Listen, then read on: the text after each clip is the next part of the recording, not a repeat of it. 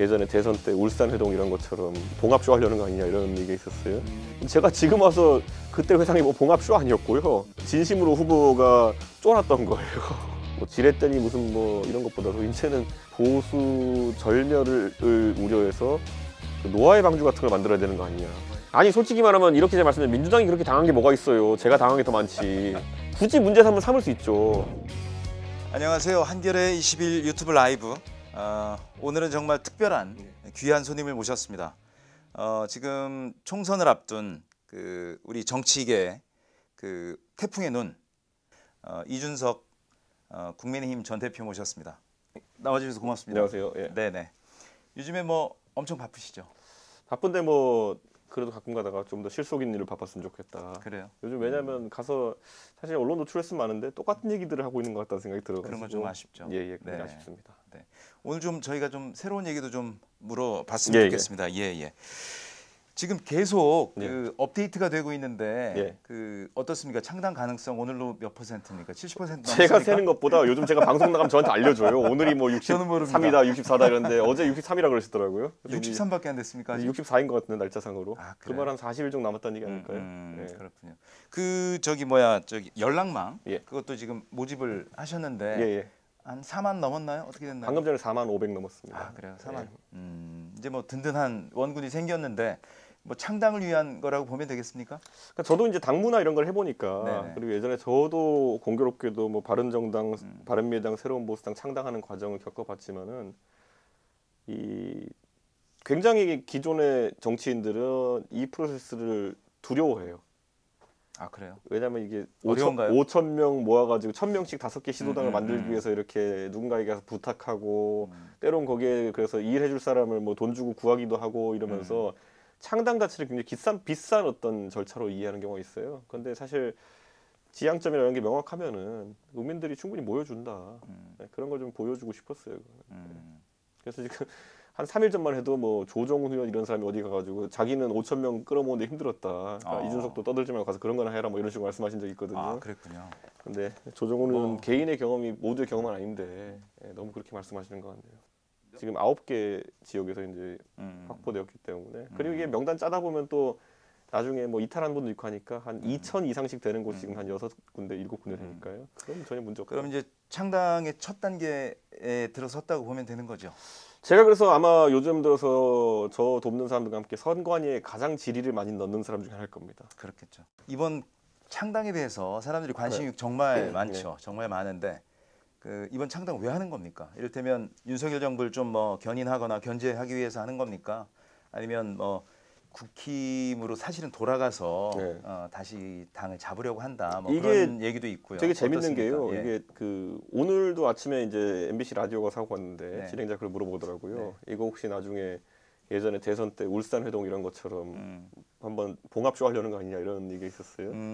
제가 지금 와서 그때 회상이 뭐 봉합쇼 아니었고요. 진심으로 후보가 쫄았던 거예요. 아, 그때는 쫄았습니까? 그 약속 때는 아니었어요. 제가 그때 뭐냐면 기억나는 게 제가 처음에 부산으로 갔다가 거기서 포착되고 그다음에 부산에서 장제원 의원 사무실 들렸다가 순천으로 버스 타고 이동해가지고 배 타고 제주도 갔다가 울산으로 비행기 타고 넘어온 거였거든요. 그럼 제주도에 있을 때쯤에는 이제 제가 순천에 갔을 때쯤에는 막 의원들이 전화 와가지고 어떻게 했냐 이렇게 했는데 제가 아니 볼 것도 없다. 이렇게 선거해가지고 저 후보가 저렇게 표 깎아먹어가지고 우리 이길 방법 없다. 그러니까 나는 그리고 그런데 조수진 의원 같은 사람은 후보한테 뭐 이렇게 추종한다고 계속 하고 이러니까 나는 빠지겠다. 니들끼리 알아서 해라. 이기든 말든지. 그때까지만 해도 약간 심각한 걸 몰랐어요. 근데 제주도 가가 제가 이제 JTBC가 그때 카메라가 와서 라이브 인터뷰를 하거든요. 그때 뭐냐면은 당 대표는 대통령 후보의 부하가 아닙니다라고 제가 얘기했어요. 근데 이제 완전 그게 긁은 거죠, 이제. 그 사람에 충성하지 않는다. 왜냐면 그때 선거 때 후보가 주도권을 발휘해가지고 이상한 거 하고 다니는데 제가 뒤에서 뭘 한다 한들 저는 패장의 멍에를 뒤집어 쓰게 되는 거거든요. 저는 그런 거 안 한다. 그거 왜 내가 그걸 해줘야 되느냐. 별로 그런 거 나중에 제가 챙겨주는 것 같지도 않은데 제 예상은 적중했죠. 근데 지금도 저는 마찬가지인 게 아니 이대로 가가지고 뭐 예를 들어 수도권 선거 망치고 나면은 아니 저분이야 임기 3년 더 있으니까 그냥 뭐 어떤 식으로든지 살아가시면 되지만은 서울에 출마하고 싶어서 있는 수많은 젊은 사람들이나 이런 사람들을 어떻게 하라는 거냐. 네, 방법이 없잖아요. 그래서 제가 어제 어떤 표현 쓰기 시작했냐면은 뭐 지렛대니 무슨 뭐 이런 것보다도 이제는 보수 절멸을 우려해서 그 노아의 방주 같은 걸 만들어야 되는 거 아니냐. 노아의 방주예요. 예. 그래가지고 이거 말도 한 마리 태우고 코끼리도 한 마리 태우고 이래야 되는 거 아니냐 이제 그런 단계에 온 거 아니냐. 12월 27일 되면 이제 그 노아의 방주 왜 하나씩 이제 그러니까 보수 정치, 보수 정당을 살리는 노아의 방주를 만드는 심정으로 창당을 그래야 하는 될 거군요. 것 같아요. 거의 하나씩 입점시켜야 될 것 같아요. 이제 노아의 방주에. 그러면 그 사실 그렇게 되려면 근데 국민의힘보다 더 좋은 성적을 내야 되는 거 아닙니까? 그렇죠. 그래야 그렇죠. 되는 게 사실이고. 네. 근데 저는 국민의힘이 지금 수도권에서 여론조사에 보통 나오는 것이 오늘도 뭐 남양주에서 여론조사 결과랑 뭐 이렇게 나왔던데 거의 더블 스코어 아니면 트리플 스코어예요. 네. 심하게 나오는 데도 있더라고요. 예, 근데 이거를 어떻게 극복할 것이냐에 대해서 대책으로 나온 게 뭐 이준석 제명하면 4% 오른다 뭐 이런 거 아니면은 한동훈 장관을 투입시키면 갑자기 오를 것이다 아니면은 뭐 그거 외에도 뭐 오늘 보면 원희룡 장관을 개항을 해 투입하겠다 뭐 제발 해보라고요 한번 그걸 꼭 찍어 먹어봐야 하는지 모르겠지만은 그 강서 보궐선거 때 얼마나 중차대한 선거입니까? 네. 근데 전략의 수준이라는 게 뭐 그 가가지고 사진 찍어서 3번 가서 사진 찍어 올리기, 그 보고하기, 아니면 뭐 가서 회식을 최대한 강서구에서 하기 이런 게 선거 전략이었다는 거잖아요. 네. 아니면 충청 향후의 도움을 받기 뭐 이런 거. 저는 이게 뭐냐면 진짜 한 방에 다 한 입에 다 톡 털어넣을 위기에 처했다 지금. 이미 민주당도 그렇고 국민의힘도 그렇고 정당 내부 연구소의 연구 그 여론조사 결과들이 흘러나오거든요. 네. 수도권 전지역구하고 뭐 이렇게 아니면 샘플링해서 몇 개 좀 해본 게 나오는데 국민의힘 내부 조사도 저는 굉장히 안 좋다 들었고 민주당 내부 조사도 굉장히 국민의힘이 안 좋게 나왔다.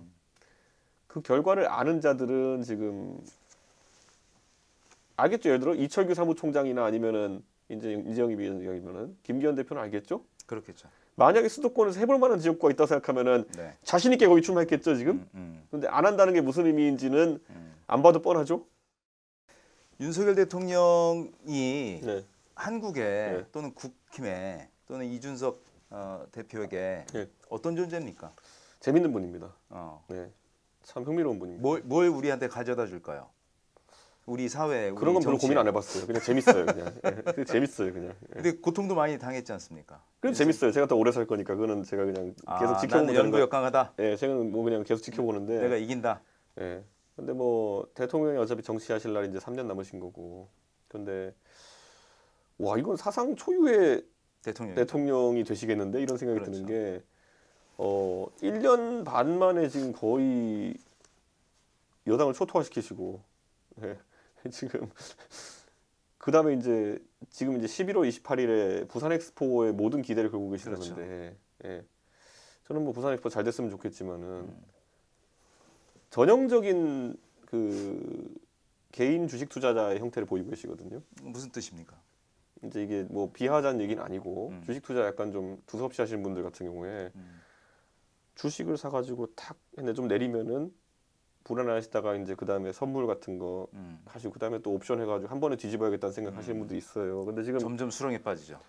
근데 이게 그럴 때일수록 전문 투자 자문하시는 분의 도움을 좀 받으면 좋을 텐데 대통령은 지금 한 방에 뒤집을 걸 찾고 계신 겁니다. 계속. 아 그런가요? 예, 그러니까 지금 부산 엑스포에 올인하시고 사실 해외에 많이 돌아다니시다가 가끔 국내 내로 돌아오신다는 요즘 비판도 들어요. 그렇죠. 예, 근데 뭐 그리고 그걸 홍보하시는 방법도 이제 보면 뭐 40개국으로 만나고 호피가 터졌다 뭐 이런 거잖아요. 근데 너무 과한 거 아닌가라는 생각이 들어요. 윤석열 대통령은 그러니까 내년 총선에서 어쨌든 이기든가 최소한의 어떤 의석을 확보해야 되잖아요. 그것을 위해서 달라질까요? 지금까지 해오던 그 계획을 수정할까요? 어떻게 보세요? 제가 이제 중국 고사에 이제 제가 보면요. 지금 윤석열 대통령과 그 주변에 있는 제가 간신배라 표현하는 사람들은 약간 공동 운명체입니다. 그렇죠. 네. 그래서 어떤 일이냐면 예전에 중국의 진나라 통일한 다음에 시황제 다음에 이제 호해라는 그 암군이 등장하는데 항우와 유방이 이제 쳐들어가지고 나라 망할 때까지도 그 호해 주변에 있는 조고 이런 간신들은 그 명승상이었던 이사 이런 사람 죽여버리고 자기들끼리 둘러싸잖아요. 그렇죠. 그래가지고 나중에 이제 항우와 유방이 결국에는 진라나 수도까지 오니까 그때서야 배신하고 호해를 죽이잖아요. 예, 저는 지금 굉장히 좀 안타까운 모습이 뭐냐면은 대통령에게 제대로 된 보고도 안 올라가고 있는 것 같아요. 아 그렇게 보세요. 왜냐면 우리가 이제 이런 거 있잖아요. 옛날에도 그 우리 가까운 역사에서 보면 6.25 때도 북한군이 쳐내려와가지고 서울이 이제 3일 만에 함락되는데 한 이틀날 때까지도 2일째까지도 신성모 국방장관은 그 대통령한테 보고를 그렇게 되잖아요. 각하 명령만 내리시면은 평양에서 점심을 먹고 점심 먹을 수 있고 이렇게 합니다. 의주에서 저녁 먹고. 예, 그러니까 근데 이승만 대통령도 똑똑하신 분인데 그 당시에 뭐 이승만 대통령만한 인텔리가 있겠습니까 우리 사회에. 그런데 그 보고를 뭐 사실상 믿고 버티시다가 급하게 나중에 한강 인도교 폭파하고 내려오신 거 아닙니까? 그래서 많은 민간인들이 다리 위에서 이제 돌아가신 분도 있고 이런 건데 저는 그게 되게 위험하다 봐요. 그러니까 이게 지금 상당히 위험하죠. 지금 그러니까 위험한데 근데 달라질 수 있냐는 거죠. 제가 질문한 거는 달라질 수 있습니까 대통령이? 총선 앞두고? 지금 총선 아마 승리를 위해서? 지금 아마 간신배들이 지금 그이들 입장에서는 네. 책임을 지지 않으려고 노력하고 있을 것이다. 그거 외에는 아무것도 생각이 안 날 거다. 그렇죠. 개인적으로는 살아남으려고 할 것이고 예. 총선 그렇죠. 국면에서. 걱정입니다. 그래서. 이번에 보면 그 강서 선거 끝나고 나서 예. 그 이전 대표님도 대구에 가서 예. 굉장히 중요한 어떤 발언들을 하셨고 최근에 예. 이제 한동훈 등판론 네. 나오고 있는 그 와중에 이제 한동훈 장관도 대구에 갔어요. 네. 대구는 어떤 곳입니까? 이 보수 정당, 보수 정치인에게 대구는 심장입니까? 보수의 심장? 심장이기도 하면서 가장 표가 많은 곳이기도 하죠. 네. 그렇기 때문에 많이 의미를 두고 이제 그리고 보통 보수 정당의 엘리트 인재풀이 거의 다 TK 지역에서 나온다는 인식이 있기 때문에 그 지역의 오피니언 리더들을 포섭하는 것이 뭐 혹자는 대선 가도나 이런 거 있어 대권 가도나 이런 데서 제일 중요하다고 얘기하는 분도 있어요. 근데 그건 과거 문법이고요. 네. 저는 제가 대구 가가지고 한동훈 장관은 뭐 대구가 옛날에 6.25 때 함락된 적이 없는 도시고 뭐 그렇기 때문에 대구는 위대하다. 뭐 날씨도 이렇게 더운데 당신은 어떻게 일을 사냐 뭐 이런 거 했잖아요. 그게 한동훈 장관의 메시지예요. 대구 유 베리 굿. 예, 이런 거. 그런데 저는 메시지가 다르거든요. 그래서 뭐라고 했냐면요. 저는 대구가 바뀌어야 된다. 대구가 저는 요즘 TK가 여론조사 할 때마다 여론조사 기사에 항상 들어갑니까? TK를 제외한 다른 지역에서는 이라는 문구가 들어가요. 그 말은 TK의 민심이 다른 지역과는 다르다는 거잖아요. 그렇죠. 대통령의 긍정평가율도 TK를 제외한 다른 지역에서는 낮았다. 그렇죠. 이런 거잖아요. 그럼 60대, 70대 이상을 제외한 모든 연령에서는 이 말도 들어가요. 그럼 TK와 60대, 70대는 다른 지역이나 연령과 다른 판단을 하고 있다는 얘기거든요. 보수 정당에는 낙동강 전선 아닙니까?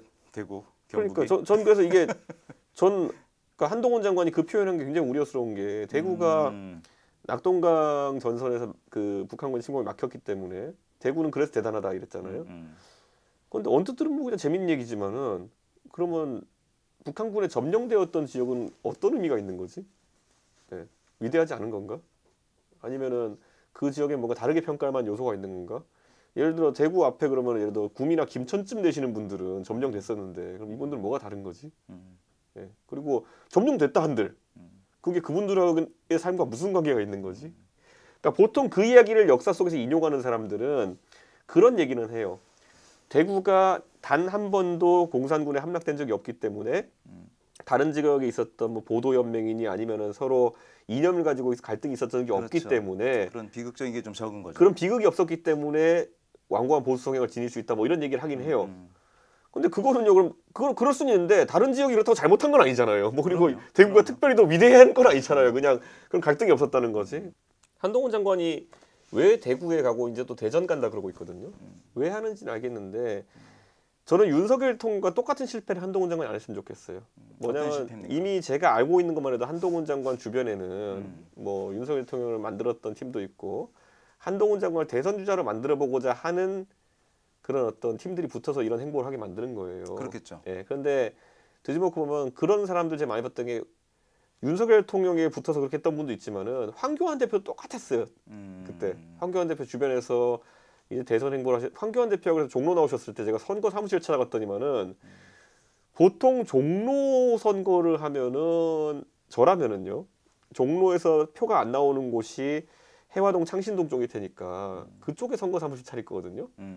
근데 그때 황교안 대표님은 이 광화문 인근에 차리신 다음에 거긴 종로 사람 별로 없거든요. 그렇죠. 사람이 별로 안 살죠. 광화문에 다니는 사람 100명 잡으면 한 명 정도가 종로 사람일걸요. 그렇죠. 그렇죠. 그런데 그런 선택을 하신 걸 보고 아 이건 대권 플랜인데. 당연히 그렇게 생각할 수 있는 거죠. 근데 한동훈 장관도 지금 총선이라는 선거를 앞두고 본인의 역할을 어떻게 잡느냐가 중요한데 대권 플랜 같거든요. 그래서 저는 오히려 캠페인이 너무 황교안 장관 닮아가는, 황교안 대표 닮아가는 거 아니냐는 생각을 하기도 하고 공교롭게 둘 간에 비슷한 점들이 있거든요. 보수에서 뭔가 잘 키워진 대선 후보를 만들려는 그런 모습들이 그렇게 성공한 적이 많지는 않아요. 그러니까 제가 근데 궁금한 건 이준석 대표는 어떻게 할 겁니까? 그 대구에서 이번에 대구의 지역구에 나갈 생각이 있습니까? 대구에 출마할 수도 있다. 저는 대구 출마도 정한 적이 없습니다. 이건 다른 이유가 그러니까 아니라 나갈 생각이 있습니까? 네, 전 나갈 수도 있어요. 그런데 이 얘기는 뭐냐면은 저는 제가 국민의힘에 있으면서도 항상 나는 쉬운 도전 안 하겠다 그래가지고 상계동에서 도전하고 했던 건데 만약에 신당이 차려진다면은 국민의힘보다 더 어려운 상황에서 선거를 치러야 될 텐데 당연히 어렵겠죠. 같이 하는 동지들에게 제가 아니 그럼 내가 최전선에 가서 뛰겠다. 내가 뭐 개인의 영달을 위해서 창당하겠다는 것도 아니고 그런 의지를 보이려면 무조건 어려운 데 가야 되는 것이고 보통 신당은 많은 사람이 생각하기에 제3지대는 뭐 수도권의 승부도 봐야 된다 이런 관점이 있다 그러면은 네. 오히려 가장 어려운 데 가서 붙자. 제가 그래서 얘기한 게 뭐냐면은 대구에 가서 정말 가장 반개혁적인 인물과 붙겠다 할 수도 있고 아니면 저는 어제는 이런 말도 했어요. 아니 만약에 대구에서 신당에 대한 지지세가 일찍 형성돼 가지고 대구가 더 어려운 도전이 아니게 됐을 때는 나는 뭐 광주에서 도전할 수도 있다라는 얘기도 했어요. 어젠 가가지고. 예. 왜냐면 체급에 맞는 사람이 없다는 얘기도 있더라고요. 이준석 대표의 체급에 맞는 대구예요? 그렇게 유명한 선수가 없다. 한동훈 장관이 혹시라도 나오지 않겠지만 한동훈 장관이 그 정도 한동훈 장관이 대구 올 정도의 상황이면요. 그거는 국민의힘은 선거를 치르는 의미가 없는 겁니다. 망한 건가요? 예. 아니 그러니까 그거는 예. 그런 호사가들이 저랑 한동훈 장관이 붙는 시나리오도 얘기하는 사람들이 어제부터 네, 네. 있던데. 네. 그건 뭐 제가 봤을 때는 그거는 국민의힘의 선거 기획력이 거의 바닥에 갔다는 거거든요. 그거는 저는 알겠습니다. 새 당과 관련해서 좀 궁금한 점이 하나 있어서 그 금태섭 그 전 의원 예. 뭐 좋은 정치인이라고 생각합니다. 검사 중에서 굉장히 양질의 또 어떤 그런 상식을 검찰 문제에 대해서 갖고 있고. 근데 이분이 사실 그 젠더 문제, 뭐 소수자 문제 이런 문제에 대해서는 상당히 진보적이고 개방적인 태도를 취하고 있는데 그 부분은 그 이준석 대표하고는 좀 차이가 있어 보이거든요. 금태섭 의원이랑 그걸 먼저 내세워서 논쟁하기보다는 다른 사회적인 문제들에 대한 관점을 한번 차이를 확인해 보려고 한다.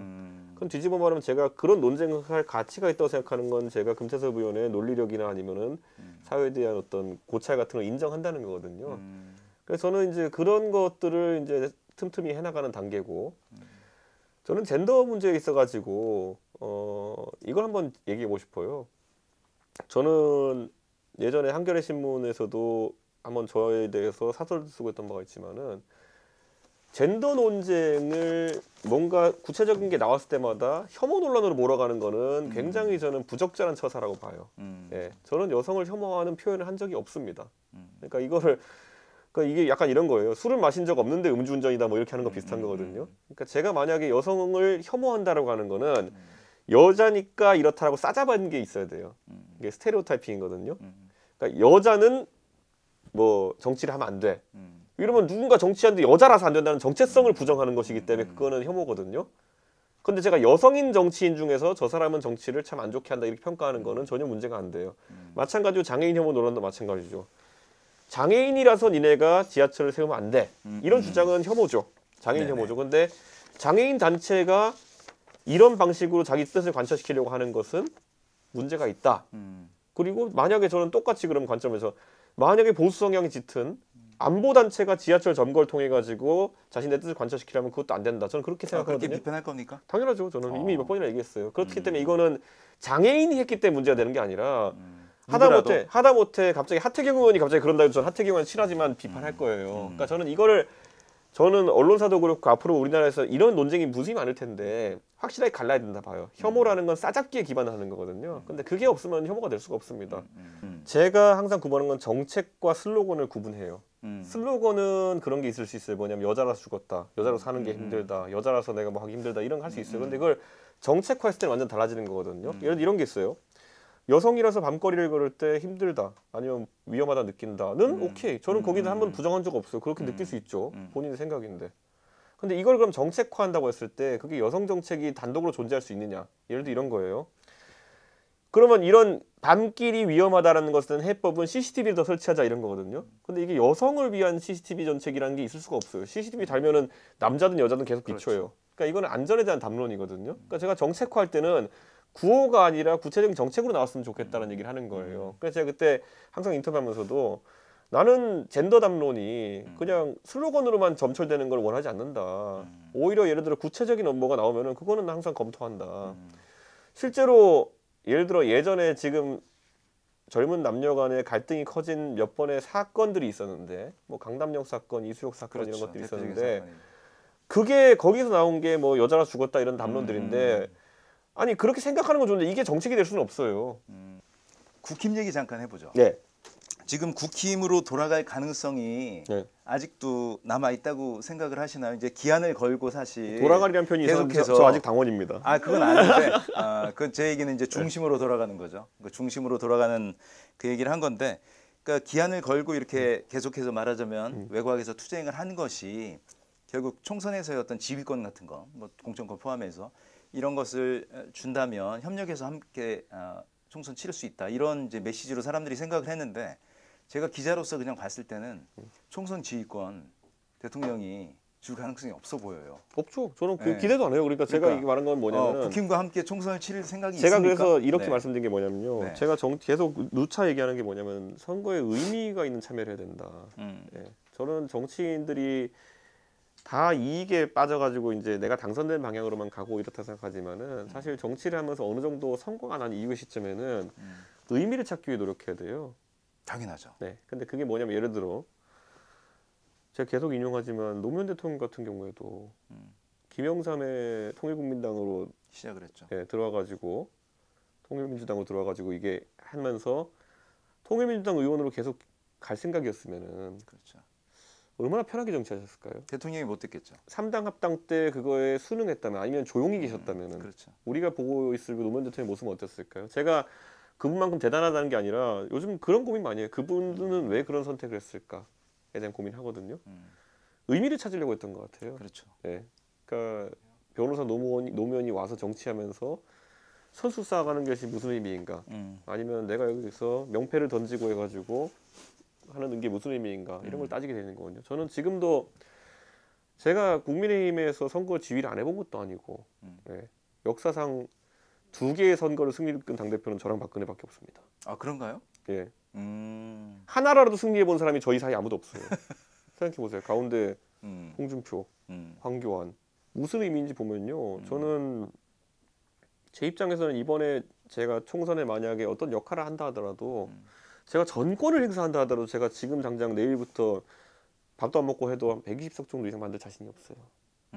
제가 이 얘기를 했을 때 어떤 사람들 그럼 120석 하기 위해서 너 비대위원장이랑 하고 싶다는 거냐 이렇게 하는데 이 말이 무슨 의미인지 봐야 돼요. 저는 제 능력으로는 자신이 없어요. 네, 그러니까 거기서 의미를 찾는다는 것. 제가 뭐 대선도 이기고 지선도 거의 뭐 역대 타이 기록을 세울 정도로 크게 이겼는데 제가 의미를 뭐에 찾겠습니까? 총선 120석 하면 저한테 잘했다 할 것도 아니고 분명히 또 이준석이 때문에 졌다 이런 소리 하면서 그렇죠. 사람들이 저 윤핵관에 달려들 텐데 그러니까 의미를 찾는 게 너무 힘들어요. 자 그렇다고 해서 그러면 신당에서 어떤 의미를 찾느냐 그건 만들어가는 과정 중이죠. 아까 말했던 것처럼 뭐 정치하는 데 있어가지고 이번에 그래서 제가 또 했던 게 뭐냐면은 그래 내가 큰 당을 지휘해 보니까 그 돈 드는 선거에 대한 문제의식이 있다. 제가 3천만 원으로 전당대회 치렀던 것처럼 한번 총선이라는 거를 그리고 당을 만드는 거를 그러면은 굉장히 비용 효율적으로 해보는 것도 하나의 의미겠다. 왜냐하면 제가 요즘 서산대다 답설 계속 인용하는 것처럼 제가 이 길을 한번 걸으면은 다음에 어떤 정치라고 싶은 뜻 있는 사람이 있을 때 와 그래 이준석이는 전당대회 3천만 원 갖고 치르고 당도 뭐 그냥 큰 돈 안 들이고 만들었다더라. 그게 좀 무의미하다 보지 않거든요. 그럼요. 아까 얘기했잖아요. 3천만 원으로 선거 치를 수 있으면 얼마나 좋습니까? 그 얘기잖아. 너도 나도 나설 수 있죠. 노무현 대통령이 걸어간 길이 그 당시에는 얼마나 무의미했겠으나 저 같은 사람한테는 그분의 발자국이 저한테는 의미가 있는 거거든요. 아 그래요? 그 발자국을 지금 따라서 걷고 있는 겁니까? 제가 이렇게 말씀드릴게요. 박근혜 퀴즈라고 제가 불리던 시절 2016년까지 제가 2017년에 바른정당 갈 때요. 지금 와서 하는 얘기지만요. 노무현 대통령의 그 행보가 저한테는 큰 힘이 됐어요. 아 그래요? 무슨 말이냐면은 김영삼 퀴즈였던 그리고 부산이라면 당선이 보장되었던 노무현 대통령이 그 길을 갔을 때 나중에 한 10년 정도 그 길을 걸으니까 국민들이 진정성을 인정해주고 대통령까지 만들어주더라. 그렇죠. 그럼 나도 그러면은 여기서 내가 박근혜 퀴즈로서 뭐 어떻게 해야 되냐 뭐 배신자 담론도 있고 할 테지만 이걸 걱정하기보다는 그래 가서 옳은 소리하고 살자.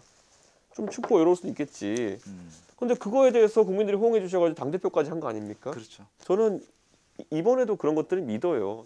어떻습니까? 지금 야당에서는 뭐 내년 총선 이후에 야당 전체가 합해서 만약 200석 이상 되면 탄핵할 수 있다, 탄핵해야 된다 이런 얘기 나오는데 저는 지금까지 잘못이 탄핵을 당할 정도의 저는 잘못입니까? 어떻게 탄핵에 생각하세요? 이르는 정도의 중차대한 잘못이 발견되었다 하더라도 꼭 그 결론이 탄핵으로 나야 되는 건 아니다라고 그럼 생각해요. 어떤 결론이 나야 아까 됩니까? 말했던 건 그럼 굉장히 흠결이 있는 대통령인데 대통령의 정치적인 판단을 통해 가지고 아까 말했던 것처럼 그 감사원의 권력 이런 걸 조정하는 형태의 정치적 타협이 있을 수도 있는 거고요. 왜냐면 우리가 탄핵 재판을 겪어봤지만요. 노무현 대통령께서 어떤 그 선거 개입성 발언을 했다는 이유로 탄핵에 들어갔었는데 그렇죠. 헌법재판소가 이렇게 판단하잖아요. 문제가 없는 건 아니지만 탄핵이 이를 정도는 아니다. 그렇죠. 그 말은 어느 정도로 탄핵 재판이라는 거는 정치적인 판단이 들어간다는 거예요. 당연하죠. 예. 말 그대로 털끝만한 뭐 유죄가 될 만한 사안이 있으면은 자른다 이런 게 아니거든요. 그렇죠. 이거는 대통령이 직무를 정지시켜 놓고 최소한 3, 4개월 동안 여야가 국정을 마비시켜 놓고 하는 그런 그렇죠. 상황이거든요. 그런 이거는 문제가 어떤 있죠. 경우에서도 최악의 절차이다. 저는 이렇게 생각해요. 저는 그래서 윤석열 대통령에 대해 가지고 지금 상황에서 어떤 특정한 형사적 잘못이라는 게 성립하지 않는 상황 속에서 200석까지만 탄핵할 거다. 이거는 굉장히 위험한 얘기다. 저는 이런 생각하고요. 그러니까 탄핵에 이를 정도의 잘못까지는 아니다 이렇게 보시는 거예요? 아니 솔직히 말하면 이렇게 제가 말씀드리면 민주당이 그렇게 당한 게 뭐가 있어요. 제가 당한 게 더 많지. 근데 제가 이렇게 말하잖아요. 솔직히 당대표 내쫓고 무슨 전당대회에서 몽둥이 찜질해가지고 후보 못 나게 하는 거 이거 굳이 문제 삼을 수 있죠. 그건 정치적 책임이 있는 거죠. 아니 크죠. 그리고 그게 헌법적 가치 위반되는 거예요. 정당 민주주의가 밟은 거죠. 헌법에 규정돼 있으니까 헌법 위반이죠. 그거는. 아마 그 정당법으로 나중에 처벌받을 수 있을 겁니다. 그러니까 저는 근데 제가 피해자인 제가 가만히 있는데 민주당은 지금 뭐 대단한 피해 입은 것도 없으면서 요 얘기도 좀 해봐야 될 것 같은데요. 지금 윤석열 정부 검사 정부, 검사 정치, 검사 정권 뭐 이런 얘기 굉장히 많이 하는데 그 검사 정부 그리고 검사들 그리고 윤 대통령 본인도 검사니까요. 국민의힘의 어떤 민주주의를 그동안 어렵게 만들어온 것들을 무너뜨렸다. 이런 평가가 있습니다. 어떻게 생각하세요? 저는 검사를 갖고 너무 뭐라 그러면 검사 혐오라고 생각합니다. 노코멘트 하겠습니다. 이게 차별금지법 같은 거 보면은 직업이나 이런 직업이 없잖아요. 직업이나 이런 거 꼭 차별하지 말라고 돼 있어요. 근데 이제 지금 반농담이고 우리가 잊지 말아야 될 게 뭐냐면 검사라고 다 잘못했다기보다는 홍준표 원희룡 다 검사입니다. 그럼요. 네, 우리가 잊고 있어서 그렇지. 이분들도 혹자의 표현으로는 검사물이 빠진 검사라고 하는데 그런 거죠. 네, 그런데 저는 그 직업의 특성상 있을 수 있는 부분이 있다고 생각하면서도 대통령이 인사하는데 이게 그러면은 대한민국 인재풀을 고르게 쓰고 있냐에 대해서는 지적받을 수밖에 없다 생각하거든요. 그렇죠. 예. 우리가 보통 이제 여성들의 어떤 그 직업 내에서의 비율이나 이런 걸 봤을 때도 대한민국의 절반이 여성인데 만약에 어떤 특정 직군에 여성이 과도하게 적다 그러면은 그것 자체가 잘못이다. 그걸 숫자를 강제로 보정해야 된다. 이거는 적극적 보정 조치에 따르니까 저는 반대하지만은 반대로 어떤 상황이기 때문에 이런 일이 발생한지는 들여볼 필요가 있다고 저는 생각하거든요. 이런 거예요. 예를 들어 행시나 외시 이런 것들은 이미 뭐 시험만 보는 거니까 여성들의 어쨌든 불리한 지점에 없다는 지점에서는 50% 가까이가 여성이 임용이 돼요. 그렇죠. 예. 그런데 거기서 만약에 고위 공무원단으로 가는데 그 비율이 줄어든다 그러면은 어떤 문제점이 있는지 들여다볼 수 있는 거거든요. 혹시 이게 일과 육아가 병립되지 않는 환경 속에서 발생하는 문제인지 저는 그런 건 재밌어 해요. 아니면 경력 단절의 문제가 있는 건지 이런 건 봐도 된다 보거든요. 근데 마찬가지예요. 저는 이제 지금 대한민국 인재풀이 얼마나 다양한데 너무 검사가 높은 비율로 등장한다. 그렇죠. 이거는 한번 어떤 개연성인지 들여다볼 필요는 있는 거거든요. 이미 들여다봤을 거 아닙니까? 사실은 제가 올 봄에 그 기사 썼는데 당시에 검사가 요직으로 간 숫자가 부로도 가고 그다음에 일반 행정부로도 가고 청와대나 이렇게 정치 쪽으로도 가고 그때 4월에 136명이더라고요. 엄청나게 많은 숫자였죠. 이런 거잖아요. 우리가 문재인 정부에서도 보면 우리 기억나는 게 캠코더 인사, 네, 캠프 그리고 뭐 코드 뭐였지 더불어민주당 이렇게 캠코더 인사 이렇게 얘기했었는데 사실 어느 정도 이제 우리나라 엽관제 형태로 이제 이런 게 진행되는 것도 그렇죠. 있긴 하죠. 엽관제죠. 예. 근데 엽관제는 적어도 선거에 공이 있는 자들에게 엽관제를 하는 거지. 검사에게 엽관제를 하는 건 좀 약간 이상하다는 생각이 들긴 들어요, 저도. 예. 저는 정치가 엽관제를 완벽히 탈피할 수도 없다는 것도 알지만은 그러면 뒤집어 말하면 어떤 위험한 생각이냐면요. 그럼 지난 대선 때 혹시 검사들이 내가 모르는 공을 세운 건가? 그랬을 수 있죠. 저는 그런 생각 비밀팀 같은 것들이 얼마나 아니 그러니까 저는 저는 그런 생각하지 않는데 네. 오히려 엽관제까지는 저도 어느 정도 인정이 되는데 그러다 보니까 지금 상황의 인사 편중성을 보면서 내가 모르는 검사들의 기여가 있었나? 그건 되게 위험한 거거든요. 다들 공무원이기 때문에. 그렇죠. 그래서 저는 그런 부분에 있어서 오해받지 않으려면은 저는 인사를 좀 탕평을 하셔야 된다. 그런 생각하는 겁니다. 저는 엽관제까지도 저도 엽관제도 참 불합리한 점이 있다 생각하지만 그거는 그럴 수 있다는 생각을 해요. 우리나라 선거 특성상. 경쟁제들에 대해서 몇 분 좀 말씀 네. 좀 여쭤볼게요. 한동훈 장관 정치인으로 지금 이제 데뷔 직전인데 괜찮습니까? 성공할 것 같아요? 제가 긁지 않은 복권이라고 얘기했잖아요. 네. 이거는 그 보수에서 어르신들이 생각하는 자기네 지도자랑 실제 까놨을 때랑 굉장히 다릅니다. 완전히 그래서 다르죠. 아니 보수가 낼 수 있는 최고의 스펙이 누구였습니까? 황교안 대표 아닙니까? 예? 법무부 장관에 통진당 해산한 실적도 있어. 거기에 총리까지 냈어. 권한 대행까지 냈어.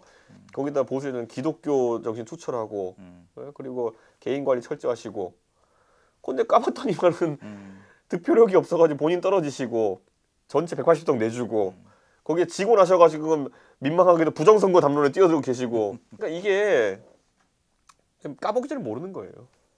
근데 어느 인터뷰에서는 좋은 어떤 뭐 그 정치인이 될 수 있고 좋은 경쟁자가 될 수도 있다 이런 말씀도 그러니까 하셨던데. 될 수 있다지 저도 그러니까 한동훈 장관의 어떤 정치적인 인물로서의 성장 가능성을 좀 오히려 부정하는 사람들이 약간 좀 과하다는 생각이 들어요. 아 가능성은 있다. 가능성이 있다. 그렇지만 모른다. 아까 제가 황교안 대표 케이스도 얘기했지만 반대로 우리 당의 대선 후보를 두 번째 했던 이회창 총재 케이스도 있어요. 그렇죠. 화려한 커리를 가지시고 들어와가지고 물론 그때 노무현 대통령 경쟁하면서 김대중 경쟁하면서 대통령 못 되셨지만은 당을 어쨌든 8년 가까이 안정적으로 그렇죠. 이끄셨거든요. 뛰어난 정치력을 보였죠. 그러니까 저는 대통령을 그 손에 쥐었다가 놓친 사람이죠. 그렇죠. 그러니까 저는 그러니까 모르는 거예요. 이게 뭐 그 법조인 출신이라 해서 우리가 평가 전할 필요도 없는 근데 거고. 워낙 이준석 대표가 워낙 이제 경험도 많고 하니까 사람 보는 안목이 있을 것 같은데 이제 이런 게 있잖아요. 한동훈 장관이 정치나 정치인에 대해서 약간 좀 낮추는 듯한 폄하한 듯한 발언도 하고 우리는 그렇지 않고 우린 열심히 일한다. 저는 한동훈 정치인들은 뭐 이상한 얘기만 한다 이런 식의 얘기를 많이 저는 하는데 한동훈 장관이 괜찮습니까 이제 그런 거? 얼마 전에 이소영 의원이 예결위에서 질의하면서 부정선거 담론에 대해서 어떻게 생각하냐고 했을 때 답을 못 하더라고요. 그랬어요? 네, 답을 못 했어요. 그게 한 열흘 전에 있었던 건데 이소영 의원이 최근에 황교안 대표가 부정선거 담론에 대해서 한동훈 장관이 출마 준비할 게 아니라 부정선거나 해야 된다라고 얘기한 적이 있어요. 황교안 대표가. 그렇게 얘기했어요. 네, 그 31일인가 그렇게 얘기했는데 아직도 그러고 계시군요. 거기서 어떻게 생각하냐 했더니만은 한동훈 장관이 솔직히 말을 돌렸어요. 계속. 왜 그랬을까요? 본인을 지지하는 강경 보수층이 그걸 되게 민감하게 생각한다는 걸 아는 거죠. 아, 한동훈 장관이 얼마나 똑똑한 사람인데 부정선거 담론이 말이 안 된다는 걸 모르겠습니까? 근데 이 한동훈 장관은 정치인 비판하기 전에 본인이 정치인 길에 이미 들어섰었어요. 또 한 사람 이제 많이 상위권으로 이를테면 호감도나 지지도에서 상위권으로 나오는 분 보면 그 오세훈 시장이 있는데 오세훈 시장은 어떻습니까? 저는 제가 오세훈 시장의 선거도 후보로. 같이 뛰어봤고 하기 네네. 때문에 전 오 시장이 사실 굉장히 젊은 시점에 서울시장을 2번 하시고 지금 또 2번 하고 계시는데 저는 그 경험이라는 것이 굉장히 그 보수진영에 소중할 것이다 이렇게 봐요. 네. 왜냐하면은 오세훈 시장이 그러니까 아주 기억나는 뭐 파격적인 큰 건을 뭐 MB처럼 서울시장에 터뜨린 건 없지만은 안정적으로 운영하고 있다는 느낌은 들어요. 네. 그렇기 때문에 그게 보수에 있어서 중요한 수도권 선거에서 큰 역할을 하고 계시다. 정부 운영 능력 이런 건 네, 뛰어나다고 그렇죠. 보시는 거고 그 홍준표 대구시장하고도 뭐 인연이 많으신 것 같은데 네. 홍 시장은 어떻습니까? 뭐 대선 후보도 하고 당 대표도 하고 다 하셨는데 네. 앞으로 기회가 더 있을까요? 아니면 흘러간 건가요? 자, 저렇게 사는 것도 재밌겠다 하는 생각을 하게 만드는 분이죠. 네. 네. 그러니까 어떻습니까? 기회가 더 있을까요? 저는 당연히 홍준표 대표가 하는 그런 시원하게 말하는 이런 것에 대한 소구력이 있을 거라 보고요. 어느 정도. 저는 약간 그 칼 한 자루 차고 이제 돌아다니시는 검객 같은 느낌. 네, 네. 그런 느낌. 그런 느낌이에요. 네. 그래서 저는 그 뭐라고 해야 될까요? 바람을 잘 타면은 더 높은 자리에 가실 수 있다. 네, 그런 생각이 듭니다. 더 높은 자리가 딱 하나밖에 없는 것 같은데. 아, 그래요. 알겠습니다. 마지막으로 요거 여쭤볼게요. 네. 지금 한국 사회에서 네. 가장 중요한 어떤 도전, 과제 그 뭡니까? 우리 이 대표님은 그 과제와 관련해서 어떤 일을 할 겁니까? 저는 아까 말했던 사회 담론들. 그러니까 지금 대한민국에서는 매번 선거 때마다 튀어나오는 것이 안보, 경제 담론 이런 것들인데 중요하죠. 근데 지난 대선 때는 어떤 일이 벌어졌냐면요. 안보나 경제에 있어서 한쪽 진영이 특별한 우위나 특별한 대단한 정책이 없다 보니까 대장동 가지고 선거를 치렀어요. 그렇죠. 전 이건 진짜 황당한 상황이라 보거든요. 근데 미국 같이 정치적으로 안정되고 미국은 어느 당이 집권한다 하더라도 안보 정책 큰 틀은 잡혀 있고 경제 정책 큰 틀은 잡혀 있기 때문에 이민 정책 아니면 낙태 문제 아니면은 뭐 이런 여러 가지 사회 제도에 대한 토론이 잘 이루어져요. 근데 어쩌면 우리도 이제 그런 사회가 왔다. 그렇죠. 다음번 대선에 어떤 후보가 나와서 갑자기 나 7% 고도 성장하겠습니다. 이런 사람 없거든요, 그렇죠. 이제. 그러면 그 정신이 좀 이상한 사람이에요. 그렇죠. 그러면은 사회 담론들을 어떻게 풀어나갔냐? 그러면은 토론의 분위기를 만들 수 있는 사람이 중요하다. 저는 그 역할을 하려고 하는 거예요. 그 주제는 없으니까 그러면 그런 토론을 그 주제만 할 거고 토론의 주제라는 건 제가 이제 그건 제 책을 사보시면 다 나와요. 근데 이제 가장 중요한 주제가 뭡니까 지금? 저는요 이런 네. 것도 있어요. 인구에서 많은 사람들이 출산율만 이런 거 보는 거 하는데 성비 문제 이런 것도 되게 많이 해요.